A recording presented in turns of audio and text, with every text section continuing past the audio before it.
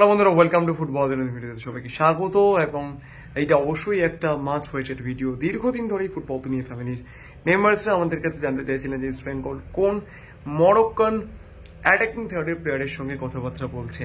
এবং আমরা যেটা আপনাদেরকে বারবার বলেছিলাম যে যখন আমরা এইরকম কোনো আপডেট পাবো যে ইস্ট বেঙ্গলের সঙ্গে কথাবার্তা হচ্ছে বা প্লেয়ারটি শর্ট লিস্টেড হয়েছে, তখন অবশ্যই আমরা সেই প্লেয়ারটির ব্যাপারে আপনাদেরকে আপডেট দেব।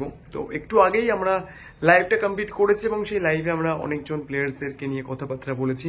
এবং যারা সেই লাইভটা মিস করে গিয়েছেন এবং যারা বলেন যে অত বড় লাইভ দেখতে প্রবলেম হয়, আপনাদের জন্য এই বিশেষ হাইলাইটের নিউজটা আবারও একবার।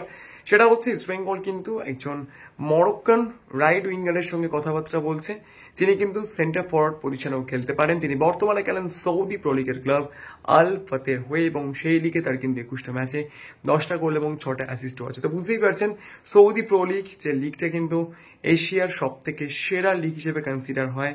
এইবারও কিন্তু সৌদি প্রো লিগের ক্লাব আল আহলি তারা কিন্তু AFC champions league elite champion হয়েছে। এবং সৌদি প্রো লিগ আমি কিন্তু নিয়মিত ফলো করি, প্লেয়ারটির মধ্যে কিন্তু স্পিড আছে, যদিও 34 বছর বয়স। এবং আপনাদেরকে আরও একটা বিষয় জানিয়ে রাখছি এই প্লেয়ারটির ব্যাপারে।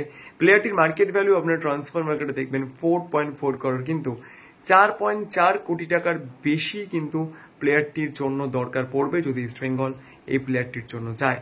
তবে মারুত বাটনা এই প্লেয়ারটির সঙ্গে কিন্তু ইস্ট বেঙ্গল কথাবার্তা বলছে, এইটুকু আমি আপনাদেরকে একদম নিশ্চিত করে বলতে পারি। তো দেখা যাক বাটনাকে শেষ পর্যন্ত ইস্ট বেঙ্গল নিতে পারে কিনা। কিন্তু যদি বাটনাকে ইস্ট বেঙ্গল শেষ পর্যন্ত সাইনিং করাতে পারে, সেটা কিন্তু অবশ্যই তাদের জন্য একটা স্টেটমেন্ট সাইনিং হবে।